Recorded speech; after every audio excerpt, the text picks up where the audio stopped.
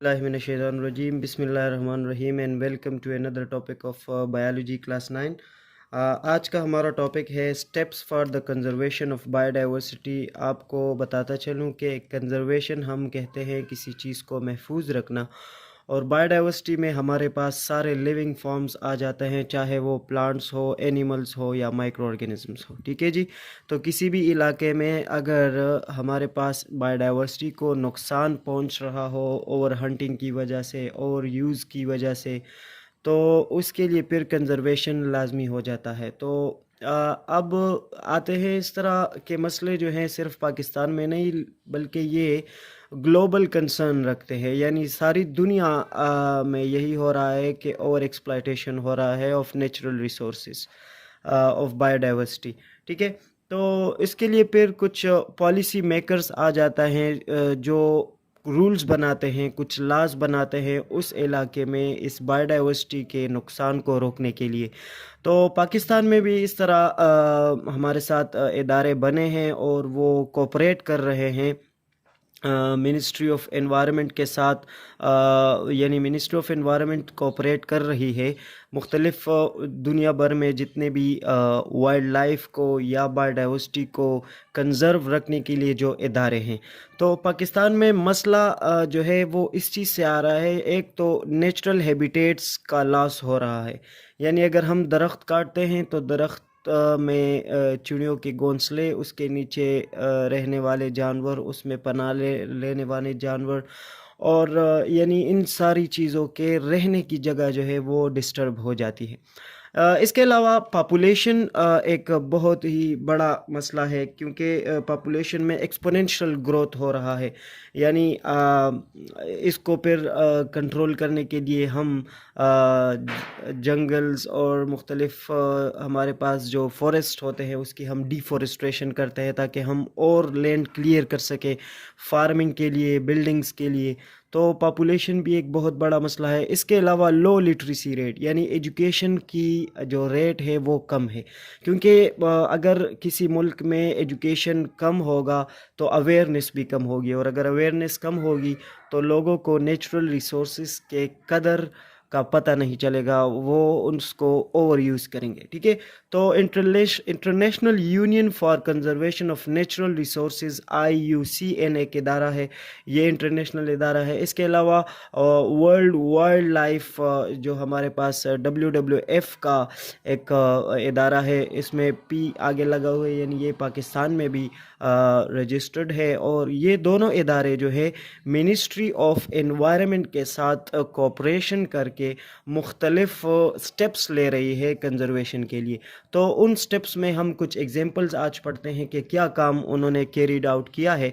तो उसमें सबसे पहले नेशनल कंजर्वेशन स्ट्रेटजी उन्होंने 1980 में बनाई. ठीक है.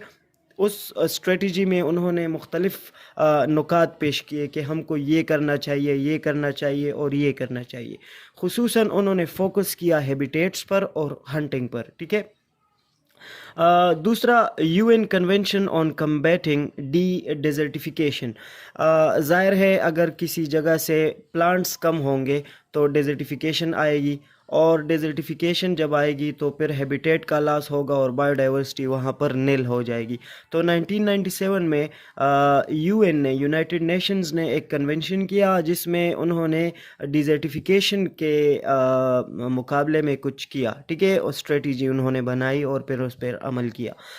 नंबर 3 पे हमारे पास आ जाता है हिमालयन जंगल प्रोजेक्ट. 1991 में उन्होंने हिमालयन जंगल प्रोजेक्ट जो है, यानी जो हिमालयाज़ हमारे साथ हिमालयन रेंज है उनमें जो फॉरेस्ट है उसको कंजर्व करने के लिए, उधर की बायोडाइवर्सिटी कंजर्व करने के लिए ये इदारा आज आ गया. और इसी तरह कोहे सुलेमान में चलगोज़ा फॉरेस्ट है, हज़ारगंजी जो इलाका है उधर चलगोज़ा फॉरेस्ट है.